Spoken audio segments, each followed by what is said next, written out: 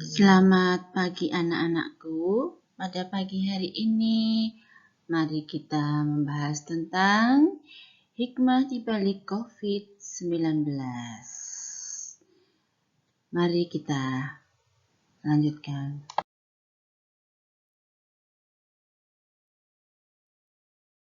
Tujuan layanan mengidentifikasi pola perilaku saat adanya pandemi COVID-19. Menjelaskan hikmah di balik pandemi COVID-19. Mengklasifikasi berbagai macam perilaku saat pandemi. Menganalisis perilaku-perilaku yang dapat dijadikan acuan untuk mencegah tertularnya virus corona.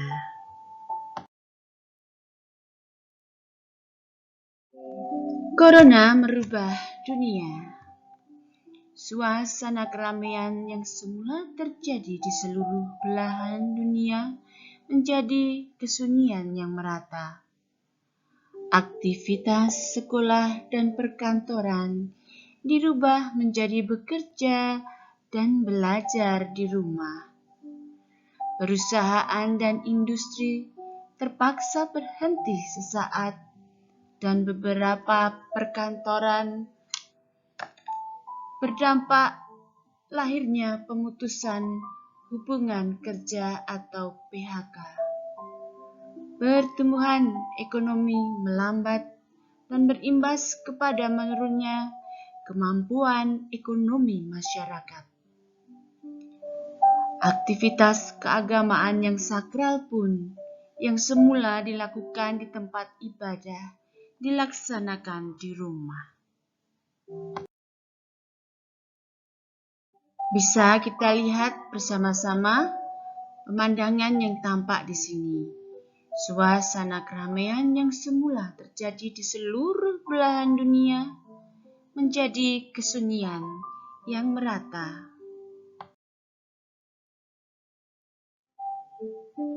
Jalan menjadi sepi kiranya masyarakat dunia harus bekerja dari rumah atau yang sering kita sebut dengan work from home, seperti kalian saat ini pun belajar di rumah. Kita lihat dampak yang berikutnya, pemberhentian industri dan PHK. Sering terjadi, sering kita lihat di media sosial maupun televisi. Masyarakat kita ada yang berdampak mengadakan demo karena mereka mempunyai keluarga, mempunyai anak istri yang butuh bekerja. Tapi apa daya, memang seperti ini. Dampak berikutnya adalah menurunnya kemampuan ekonomi masyarakat, di mana daya beli masyarakat menurun. Banyak yang di PHK, banyak kebutuhan yang harus dipenuhi, dan lain-lain. Yang berikutnya adalah ibadah di rumah.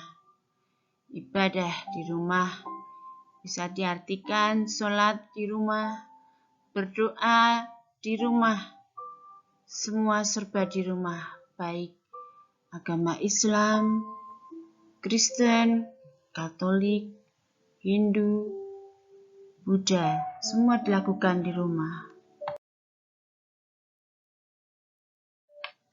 Social distancing dan physical distancing.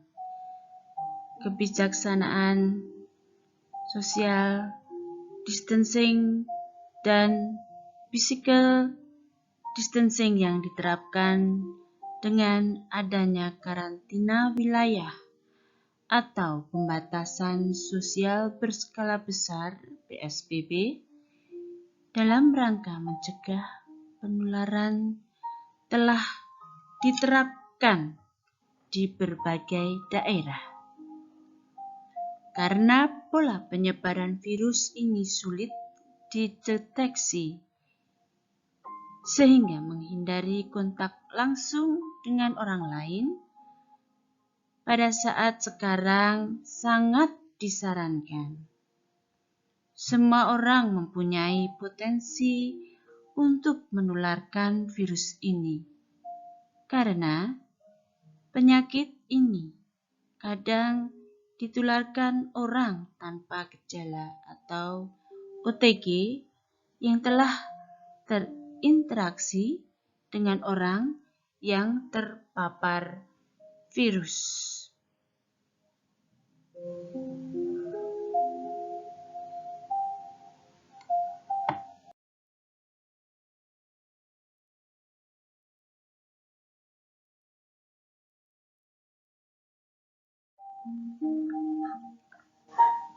Lahirnya kebijakan yang diambil pemerintah negara-negara dunia. 1. PSBB, pembatasan sosial berskala besar.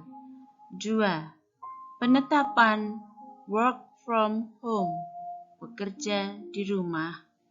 3. Belajar di rumah atau home learning. 4. Menyiapkan rumah sakit darurat. 5. Pembatasan angkutan umum. 6. Wajib bermasker. 7. Memberikan bantuan kepada warga terdampak. 8. Pelarangan mudik menjelang Lebaran. Tentunya selain yang tertera di sini, kalian bisa merasakan sendiri harus menjaga jarak, harus sering cuci tangan, sebisa mungkin segeralah vaksin dan membawa kartu vaksin ketika kita harus bepergian ke luar kota.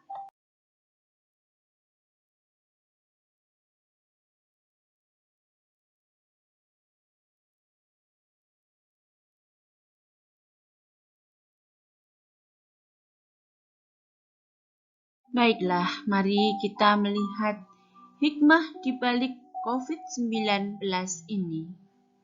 1. Lahirlah kembali kesadaran akan pentingnya peran pendidikan keluarga. 2. Kedekatan dan keakraban keluarga semakin erat. 3. Kesadaran kebersihan masyarakat semakin membaik dengan lahirnya kesadaran mencuci tangan dan menerapkan pola hidup bersih. 3. Adanya kesadaran dari masyarakat bahwa pendidikan anak ternyata berat. 5. Guru menjadi akrab dengan teknologi untuk pembelajaran. 6. Polusi udara menurun. Karena apa? Kamu tahu? Semua masyarakat kebanyakan bekerja di rumah sehingga tidak perlu keluar rumah mengendarai kendaraan yang menyebabkan terjadinya polusi udara. 7. Munculnya solidaritas sosial untuk membantu orang yang membutuhkan, menjadi relawan kesehatan atau memberi bantuan berupa APD, masker, bahan makanan, dan lain sebagainya. Kamu juga bisa melihat kegiatan di kampungmu ketika ada para warga atau tetangga kalian yang sedang terpapar, maka ada yang disebut dengan istilah jogotongo. Betul ya? Jogotongo. Jadi ketika itu kita sebagai sesama warga saling memberi bantuan dengan menyiapkan bahan makanan untuk mungkin bisa ditaruh di teras, digantungkan di pagar, dan lain-lain.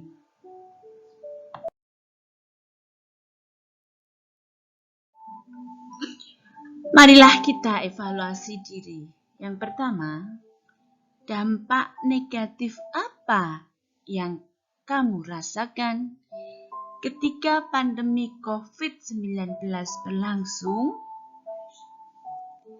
Yang kedua, hikmah apa yang kamu rasakan dengan adanya pandemi COVID-19?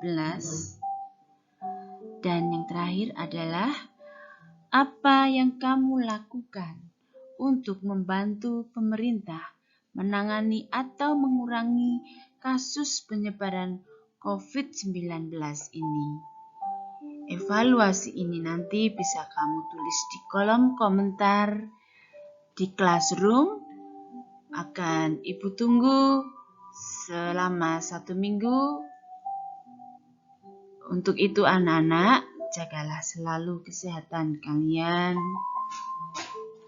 Menurut apa kata orang tua, rajin mencuci tangan, makan makanan bergizi, dan selalu patuhi protokol kesehatan. Terima kasih.